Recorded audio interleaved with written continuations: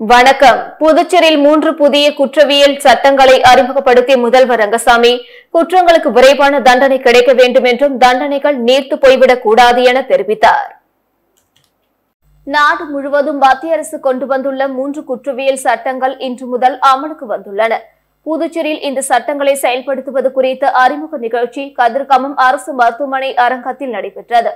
இதில் சிறப்பு விருந்தினராக கலந்து கொண்டு குற்றவியல் சட்டங்கள் குறித்த கையேட்டினை வெளியிட்டு பேசிய முதல்வர் ரங்கசாமி, பாலியல், கொலை, கொள்ளை உள்ளிட்ட குற்றங்கள் புரிந்தவர்களுக்கு காலக்கெடுவுக்குள் தண்டனை கிடைப்பது உறுதி செய்யும் வகையில் இந்த 3 சட்டங்கள் அமைந்துள்ளது என்றும், குற்றங்களுக்கு விரைவான தண்டனை கிடைக்க வேண்டும் என்றும், தண்டனைகள் நீர்ந்து போய் விடக்கூடாது என்றார். காவல்துறையினரும் நீதிமன்றங்களும் இணைந்து செயல்பட்டால் நீதி விரைந்து கிடைக்கும் என்று தெரிவித்தார். புதிய சட்டங்களை இப்போ பாலியல் தொந்தரவு சொல்லிட்டே போலாம். இதெல்லாம் உடனடியாக அவர்களுக்கு நீதி கிடைக்க வேண்டும். உங்களுடைய எண்ணம் ஒவ்வொரு இடத்துல வலியுறுத்தும். நீங்க பார்க்கலாம், நிறைய கொலை குற்றங்கள் கூட 3 ஆண்டுகள் எடுத்துட்டு இருப்பாங்க நீதிமன்றத்தில். அது எப்படி இருக்கும் நம்ம சொல்ல முடியுமா? சொல்ல முடியாது. ஏன்னா கொலை செய்தவர் ஒருவரும் தண்டனை பிறகு அவர் கிடைக்கும். அவன் சம்பந்தப்பட்டு சரியா இருக்குமா இல்லையா சந்தேக சேர்ந்து போனாங்க. அவங்களுக்கு எப்படிப்பட்ட நிலையில அவங்க மனது எப்படி இருக்கும், மனசு எப்படி இருக்கும், அதே பார்க்க வேண்டிய கட்டாயம். ஒரு காலக்கெடு, இவங்க பெரிய குற்றங்கள் எல்லாம் ஒரு காலக்கெடுவுக்கு முடிக்க வேண்டும். அதெல்லாம் சரியாக இருக்க முடியும். அப்படி ஒரு காலக்கெடுவுக்கு முடிக்க வேண்டும் கட்டாயத்தை இப்போது புதிய 3 புதிய குற்றவியல் சட்டங்கள் இங்கே கொண்டு வந்திருக்கு. நம்ம கொடுத்திருக்கிறது 2019 தொடங்கியிருக்காங்க. நிறைய ஆய்வு செய்து ஆய்வு செய்தாங்க. அதை இப்போ அறிவுறுத்தணும். இதை எதை பொறுத்தவரை இன்னும் நிறைய ஒரு பொதுமக்களுக்கு சரியா தெரியணும். அதான் எல்லா வித மக்களுக்கும் அவங்களுக்கு தெரியணும். மக்களுக்கு சாதாரண மக்களுக்கும் தெரியணும். இவர் குற்றம் செய்தால் இருக்கும் அவங்களுக்கு அவங்களுக்கு கட்டாயமாக தெரிவிக்கப்படுது. அது நல்ல துறை காவல்துறைக்கு ஒரு நல்ல கவனம் கொடுக்கணும், நல்ல தமிழக கவனம் கொடுக்கணும் என்பது என்னுடைய. ஏன்னா அவ்வளவு கொஞ்சம் பயமா இருக்கும். கொஞ்சம் பயமா அவங்களுக்கு வரணும். நம்ம உள்ள போல வெளியே வர மாட்டோம். ஒரு கடுமையான சட்டம் கடுமையா இருக்கும். ஒரு குற்றங்களை தடுக்க வேண்டும். குற்றம் தெரியும், வழக்கறிஞர்களுக்கு தெரியும், சட்டத்துறையினருக்கு தெரியும். அதே மாதிரி பொதுமக்களுக்கு தெரிவிக்க வேண்டும். அந்த நடைமுறைப்படுத்தும் பொழுது விரைவான நீதி, விரைவான நியாயமான நீதி கிடைக்க வேண்டும் என்பது அவசியமானது. அதான் நியாயமான சொல்லுங்க, தண்டனை நியாயமானதாக இருக்க வேண்டும். நியாயம் அந்த வரியிலே கூட நியாயம் கொண்டு வேண்டும். அதே மாதிரி இப்போ புதிய தொழில்நுட்பங்கள் நிறைய வளர்ச்சி. புதிய தொழில்நுட்பங்கள் மூலமாக ஏற்படுகின்ற குற்ற செயல்கள் நிறைய வந்துருக்கு. நிறைய பயன்படுத்த யூகே நாலேஜ் சொன்னாங்க. என்னென்ன குற்றமோ எப்படியெல்லாம் செய்யணுமோ அதையும் அதில் பாதிக்கப்படுவதும் நீதி கிடைக்கிறது. இந்த நிகழ்ச்சியில் உள்துறை அமைச்சர் நமச்சிவாயம், சட்டத்துறை அமைச்சர் லட்சுமி நாராயணன், டிஜிபி ஸ்ரீனிவாஸ் மற்றும் அதிகாரிகள், காவலர்கள் உட்பட பலர் கலந்து கொண்டனர். மணவெளி தொகுதியில் விவசாயிகளின் பயன்பாட்டிற்காக புதிதாக வாங்கப்பட்ட டிராக்டரை சட்டப்பேரவைத் தலைவர் செல்வம் இயக்கி வைத்து விவசாயிகளின் பயன்பாட்டிற்கு ஒப்படைத்தார். மணவெளி தொகுதிக்குட்பட்ட தவளக்குப்பம் பகுதியில் உள்ள டிஎன் பாளையம் தொடக்க வேளாண்மை கூட்டுறவு கடன் சங்கத்தில் விவசாயிகளின் பயன்பாட்டிற்காக புதிதாக வாங்கப்பட்ட டிராக்டரை தொகுதி சட்டமன்ற உறுப்பினரும் சட்டப்பேரவைத் தலைவருமான செல்வம் இன்று இயக்கி வைத்து விவசாயிகளின் பயன்பாட்டிற்கு ஒப்படைத்தார். இந்த நிகழ்ச்சியில் தொடக்க வேளாண்மை கூட்டுறவு சங்க தலைவர் சுகாதியா, இயக்குநர்கள், ஊர் முக்கிய பிரமுகர்கள் உட்பட விவசாயிகள் திரளாக கலந்து கொண்டனர். வில்லியனூர் மகளிர் காவல் நிலையத்தில் காவல்துறை ஆய்வாளர் ஜானகி புதிய 3 சட்டங்கள் குறித்து பொதுமக்கள் மற்றும் பள்ளி மாணவர்களுக்கு எடுத்துரைத்தார். ஆங்கிலேயர் ஆட்சி காலத்தில் இயற்றப்பட்ட சட்டங்களான இந்திய தண்டனை சட்டம், குற்றவியல் நடைமுறை சட்டம், இந்திய சாட்சிகள் சட்டம் ஆகிய சட்டங்களுக்கு பதிலாக பாரதிய நியாய சன்ஹிதா, பாரதிய நாகரிக் சுரக்ஷா சன்ஹிதா, பாரதிய சாட்சி அதிநியம் ஆகிய 3 புதிய குற்றவியல் சட்டங்கள் கொண்டுவரப்பட்டுள்ளன. கடந்த ஆண்டு நாடாளுமன்ற குளிர்கால கூட்டத்தொடரின் போது எதிர்க்கட்சிகளின் கடும் எதிர்ப்புக்கு மத்தியில் இந்த புதிய சட்டங்களுக்கான மசோதாக்கள் நிறைவேற்றப்பட்டன. பின்னர் இந்த சட்டங்களுக்கு ஜனாதிபதி ஒப்புதல் அளித்த பிறகு அரசிதழில் கடந்த டிசம்பரில் வெளியானது. இந்த நிலையில் 3 குற்றவியல் சட்டங்களும் இன்று முதல் அமலுக்கு வந்தன. இதனையொட்டி புதிய சட்டங்கள் குறித்து நாடு முழுவதும் சுமார் 5.65 லட்சம் போலீசார், சிறை, தடவியல், நீதித்துறை அதிகாரிகள் மற்றும் சுமார் 40 லட்சம் தன்னார்வலர்களுக்கு பயிற்சிகள் அளித்து தயார்படுத்தும் நடவடிக்கையில் மத்திய அரசு மும்முரமாக ஈடுபட்டுள்ளது. இதன் ஒரு பகுதியாக இன்று வில்லியனூர் மகளிர் காவல் நிலையத்தில் புதிய சட்டங்களுக்கான அறிமுக விழா மகளிர் காவல் நிலைய ஆய்வாளர் ஜானகி தலைமையில் நடைபெற்றது. இதில் உதவி ஆய்வாளர் நளினி மற்றும் துணை உதவி ஆய்வாளர்கள் உள்ளிட்ட காவலர்கள் பலர் கலந்து கொண்டனர். மேலும் இந்நிகழ்ச்சியில் ஓய்வு பெற்ற காவல்துறை ஆய்வாளர் பாபுஜி, கண்ணகி அரசு பள்ளி, GSM அரசு பள்ளி மாணவிகள், சகோதரி இல்லம், குடிபோதை மறுவாழ்வு இல்லம், சமூக சேவகி மீனா, உதயா உட்பட ஆசிரியர்கள், பொதுமக்கள் ஏராளமானோர் கலந்து கொண்டனர். இதில் காவல்நிலை ஆய்வாளர் ஜானகி பேசுகையில், பாலியல், கொலை, கொள்ளை உள்ளிட்ட குற்றங்கள் புரிந்தவருக்கு ஒரு காலக்கெடுவுக்குள் தண்டனை கிடைப்பது உறுதி செய்யும் வகையில் இந்த 3 சட்டங்கள் அமைந்துள்ளது. சட்டங்களால் மக்கள் பாதுகாப்பாக அச்சம் இல்லாமல் வாழ வேண்டும் என்பதை உறுதிப்படுத்தப்பட்டுள்ளது. பெரிய குற்றங்களை ஒரு காலக்கெடுவிற்குள் முடிக்க புதிய சட்டம் கொண்டு வந்துள்ளது என்று பேசினார். புதிய 3 சட்டங்கள் குறித்து பொதுமக்கள் மற்றும் பள்ளி மாணவர்கள் மத்தியில் விரிவாக எடுத்துரைக்கப்பட்டது. மேலும் இச்சட்டங்கள் குறித்த துண்டு பிரச்சுரங்கள் பொதுமக்களுக்கு வழங்கப்பட்டது.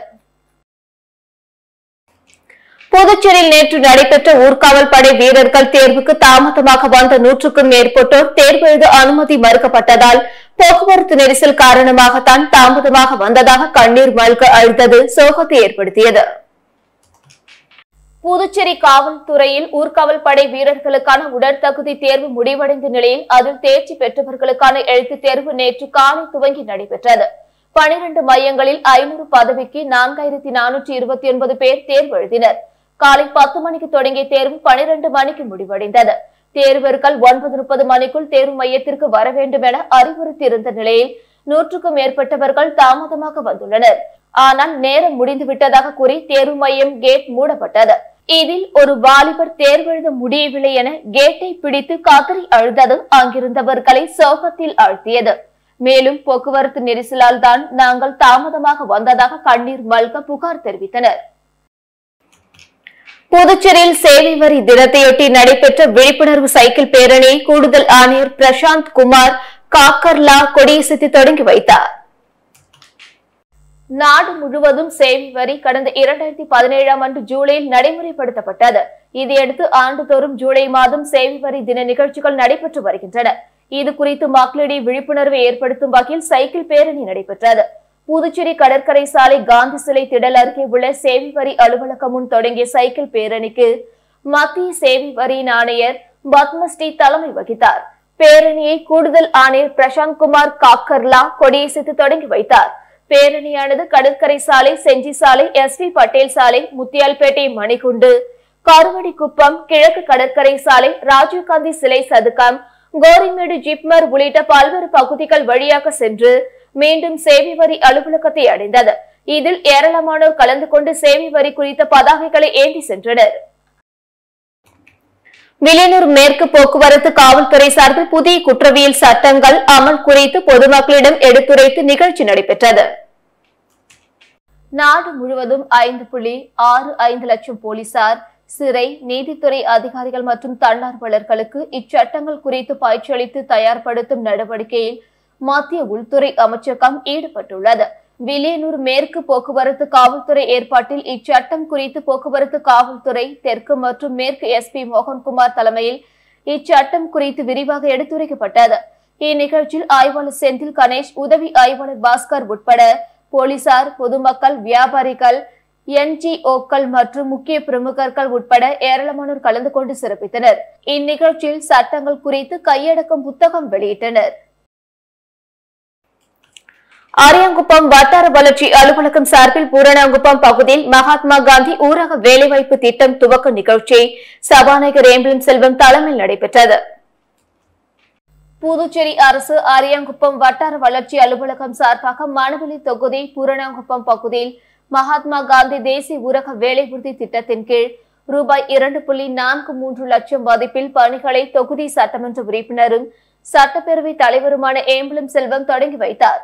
அதன்படி பூரணாங்குப்பம் பகுதியில் வீரப்பன் குளம் முதல் உப்பனாறு வரை உள்ள வாய்க்காலை தூர்வாரி ஆழப்படுத்தும் பணி சட்டப்பேரவை தலைவர் அவர்கள் தொடங்கி வைத்தார். இந்த நிகழ்ச்சியில் வட்டார வளர்ச்சி அதிகாரி கார்த்திகேசன், உதவி பொறியாளர் ராமன், இளநிலை பொறியாளர் சிவஞானம், பணி ஆய்வாளர் நற்குணன் மற்றும் அப்பகுதி முக்கிய பிரமுகர்கள், பாஜக மாநில விவசாய அணி தலைவர் ராமு, விவசாய அணி பொதுச் செயலாளர் சக்திபாலன், பாஜக தொகுதி முன்னாள் தலைவர் லட்சுமிகாந்தன், தட்சிணாமூர்த்தி, ராஜகுரு, ரங்கநாதன், வாழ்முனி, முருகானந்தம், வேல், தங்கம், ஐயனார், குமாரசாமி, கர்ணன், கலையரசன் மற்றும் பொதுமக்கள் கலந்து கொண்டனர். ஆதி திராவிட நலத்துறை மூலம் உருளையன்பேட்டை தொகுதியில் புதிய சிமெண்ட் சாலை அமைக்கும் பணி ஆய்வு செய்த தொகுதி எம்எல்ஏ நேரு விரைந்து பணிகளை முடிக்குமாறு அதிகாரிகளிடம் அறிவுறுத்தினார். புதுச்சேரி அரசு ஆதி திராவிட நலத்துறை மூலம் உருளையன்பேட்டை தொகுதிக்குட்பட்ட சங்கோதி அம்மன் கோவில் பகுதியில் புதிய சிமெண்ட் சாலை அமைக்கும் பணி, மின்துறை மூலம் புதிய மின் கம்பங்கள் அமைக்கும் பணி மற்றும் பொதுப்பணித்துறை மூலம் புதிய குடிநீர் குழாய்கள் அமைக்கும் பணிகள் நடைபெற்று வருகின்றன. இந்த நிலையில் இன்று பணிகள் நடைபெறும் இடத்திற்கு அதிகாரிகளுடன் நேரில் சென்று ஆய்வு செய்த தொகுதி எம்எல்ஏ நேரு இந்த ஆய்வின் போது ஆதி திராவிட நலத்துறை, பொதுப்பணித்துறை மற்றும் மின்துறை அதிகாரிகள் உட்பட தொகுதி மனிதநேய மக்கள் சேவை மைய நிர்வாகிகள் உடனிருந்தனர். புதுச்சேரி மக்களவை தொகுதியில் போட்டியிட்ட அனைத்து வேட்பாளர்களும் செலவின கணக்குகளை தேர்தல் அதிகாரி மற்றும் மேலிட பார்வையாளர்கள் முன்னிலையில் சமர்ப்பித்தனர். புதுச்சேரி மக்களவை தேர்தலில் காங்கிரஸ், பாஜக வேட்பாளர்கள் உள்ளிட்ட 26 பேர் போட்டியிட்டனர். தேர்தலில் அவர்கள் செலவிடும் தொகையை அவ்வப்போது சமர்ப்பிக்க தேர்தல் ஆணையம் உத்தரவிட்டது. அதன்படி இரு தேர்தல் மேலிட பார்வையாளர்களும் நியமிக்கப்பட்டனர்.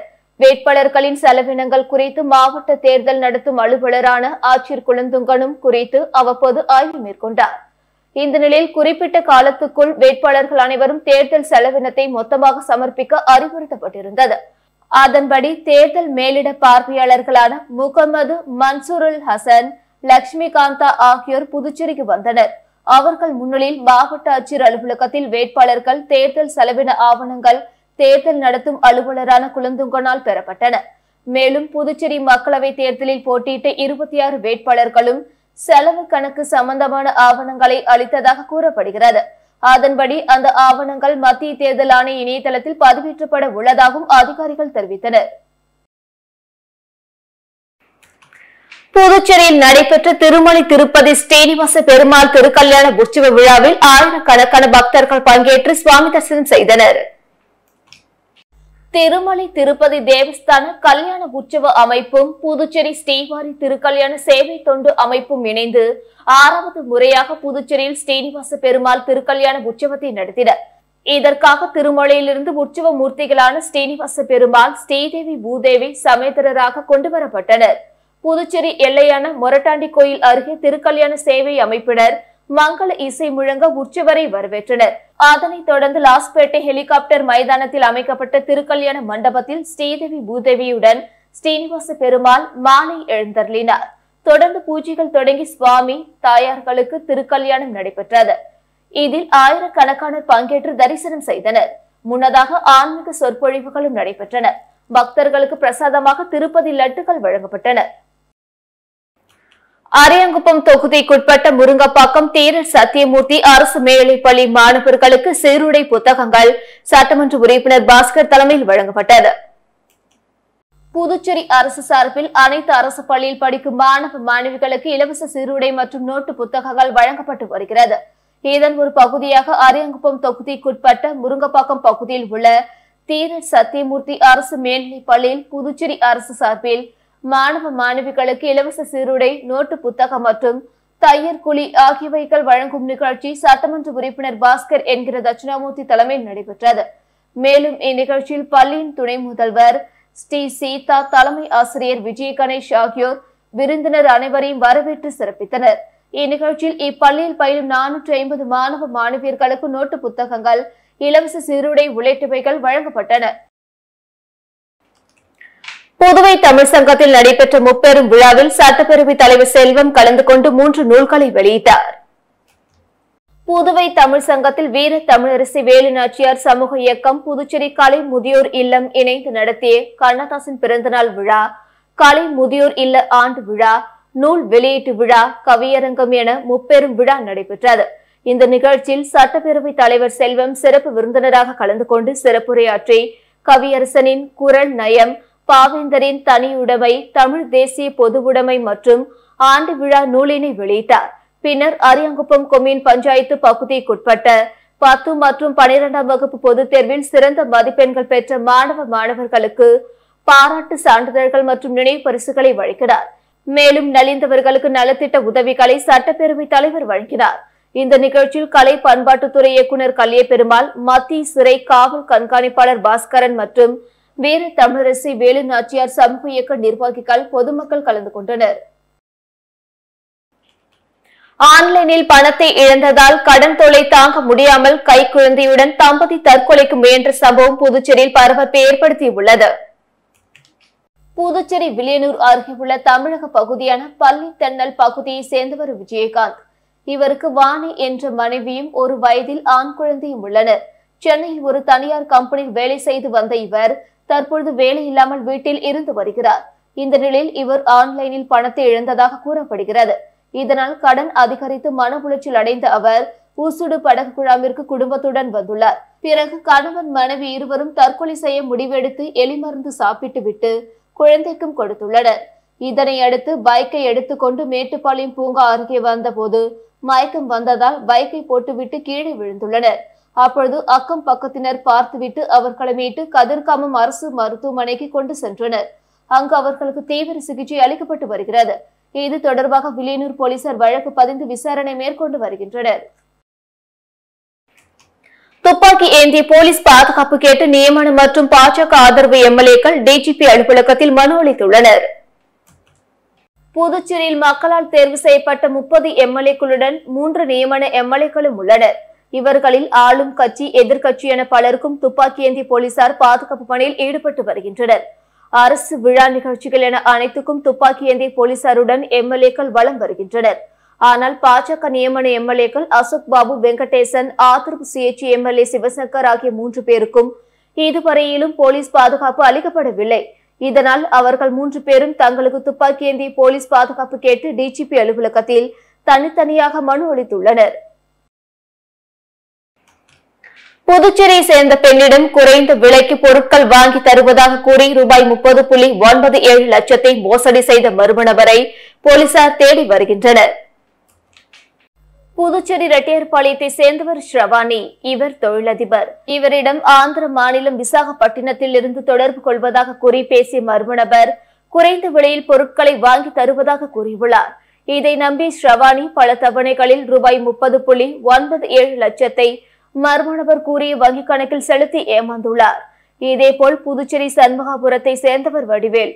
இவரை கைபேசியில் தொடர்பு கொண்ட மர்ம நபர் வங்கிக் கணக்கை புதுப்பிக்க வேண்டுமென கூறி ஆவண எண்களையும் ஓடிபி எண்ணையும் பெற்றாராம். இதையடுத்து சிறிது நேரத்தில் அவரது வங்கிக் கணக்கில் இருந்து ரூபாய் 61,000 திருடப்பட்டது தெரிய வந்தது. இதுகுறித்து இணையவழி குற்றப்பிரிவு போலீசார் வழக்கு பதிந்து விசாரித்து வருகின்றனர். மேலும் அரியாங்குப்பம் கணேசன் என்பவரிடமும் கார் மறு விற்பனை என கூறி ரூபாய் 5.20 லட்சத்தை மர்ம நபர் நூதனமாக மோசடி செய்தார். இதுகுறித்து போலீசார் விசாரித்து வருகின்றனர். மரப்பாலம் துணை மின் நிலையத்தில் பராமரிப்பு பணி நடைபெற உள்ளதால் மின் நிலையத்திற்கு உட்பட்ட பகுதிகளில் நாளை மின்தடை ஏற்படும் என அறிவிப்பு வெளியாகியுள்ளது. புதுச்சேரி மரப்பாலம் துணை மின் நிலையத்தில் பராமரிப்பு பணிகள் மேற்கொள்ள இருப்பதால் நாளை கீழ்கண்ட இடங்களில் மின்தடை ஏற்படும் என அறிவிக்கப்பட்டுள்ளது.